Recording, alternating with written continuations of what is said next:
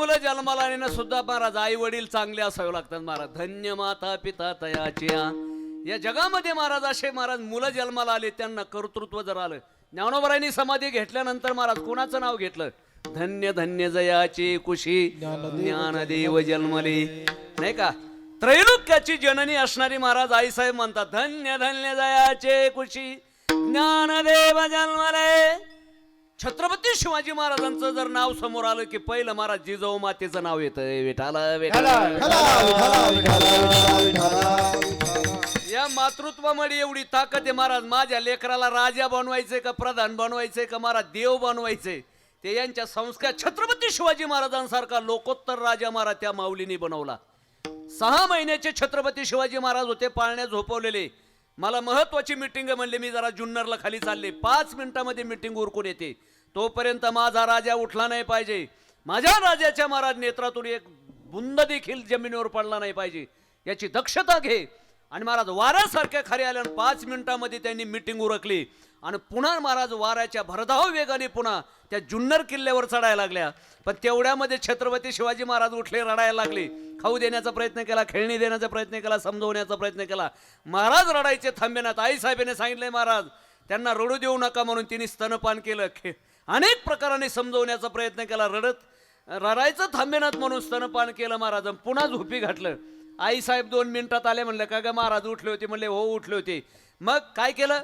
मग त्यांनी सांगितलं अनंत प्रकाराने समजवण्याचा प्रयत्न केला पण महाराज रडायचे थांबत नव्हते. स्तनपान केलं म्हटल्याबरोबर महाराज मागे पुढे पवित्रा घेतला. एक असा फटका मारला.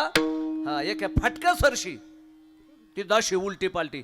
झोपलेले छत्रपती शिवाजी महाराज अवघे 6 महिन्याचे पायाला उलटे पकडले. दोन्ही पाय पकडले, घशात बोटं घातले, पिलेलं सगळं दूध ओकून काढलं आणि रडत अवस्थेमध्ये पुन्हा पाळण्यात टाकलं महाराजाला. आणि त्या माऊलीचे पाय धरले. आयुष्यभर तू माझ्या मोठ्या बहिणीप्रमाणे सेवा केलीस. तुला मारलं त्याचं कारण ऐक. मला त्याला महाराष्ट्राचा भावी राजा बनवायचा आहे. तुझ्यासारख्या दाशीचा जर तो दूध प्याला तर तो कुठंतरी नोकर चाकर होईल. मला त्याला महाराष्ट्राचा भावी राजा बनवायचा आणि माझ्यासारख्या सिंहणीचंच दूध त्याला पाहिजे. याला संस्कार म्हणतात आणि याला मातृत्व म्हणतात. मला वाटतं रामाच्या नंतर भगवान प्रभू रामचंद्राच्या नंतर एवढाच एक राजा झाला की ते राजा म्हणण्याच्या बरोबर बोलले बरं का पात्रतेचे. मी म्हणणार होतो लायकीचे. विठाला